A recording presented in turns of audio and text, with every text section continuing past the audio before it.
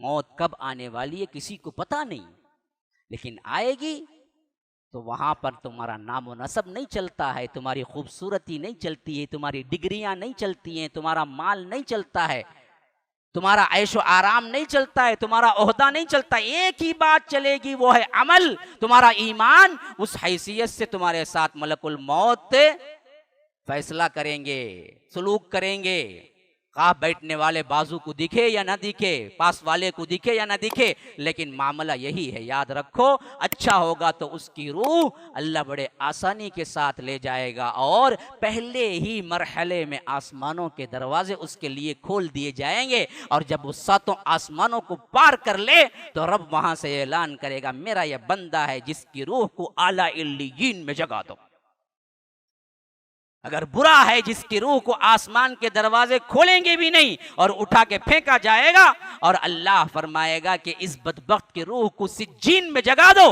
اور بعض روایتوں میں آیا ہے کہ سجین وہاں ہے جہاں ہماری زمین کے 7 زمینوں کے نیچے ایک بہت بڑا انگار ہے، بہت بڑا ایریا وہ ہے جہاں پر لاوا پک رہا ہے، وہ ہے سجین، جہاں پر رکھنے کا حکم دے گا۔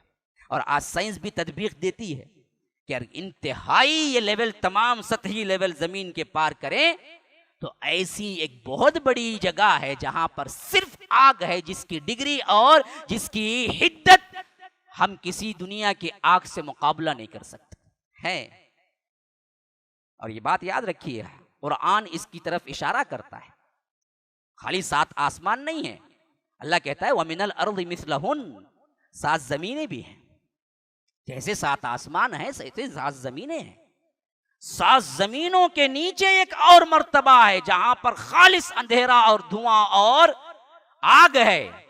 بعض مفسرین کہتے ہیں یہی ہے وہ آخری پرت جہاں پر کیا ہے، وہ سجین کا مقام ہے جہاں پر برے لوگوں کی روح کو رکھا جائے گا۔ علیین وہ مقام ہے جو بہت بلند آسمانوں کے اوپر بھی ہے، جہاں جنت المالا ہے، جنت المأوا جس کا ذکر سورہ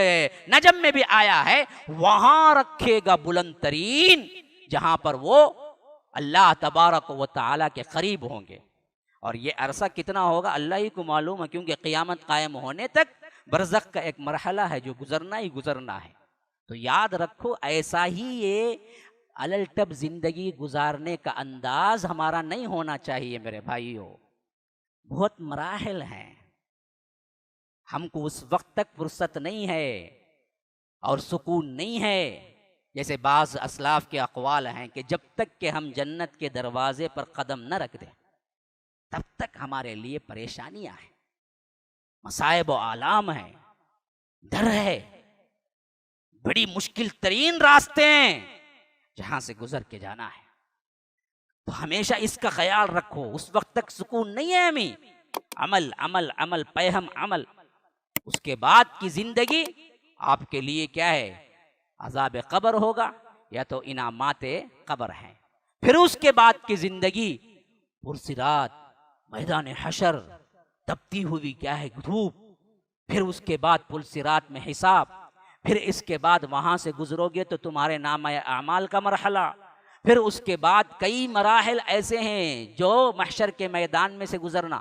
یہاں تک کہ اللہ تبارک و تعالی جنت کے دروازے تک پہنچا دے، پھر آپ وہاں داخل ہو جائیں تو پھر وہاں سے تمہاری سکون کی زندگی نکلتی ہے، وہاں تمہاری لاپرواہی کی زندگی اور خوشی کی زندگی شروع ہوتی ہے۔ اب کوئی دھڑکا نہیں ہے، اب تو جنت تک ہم پہنچ گئے، تب تک کے لیے ایک لمبی مسافت ہے جس میں تمہارے لیے پریشانیاں ہیں، تمہارے لیے بہت کٹھن مراحل ہیں۔ اس سے روگردانی کرنا اور اس سے غافل ہونا سب سے بڑی غفلت ہے۔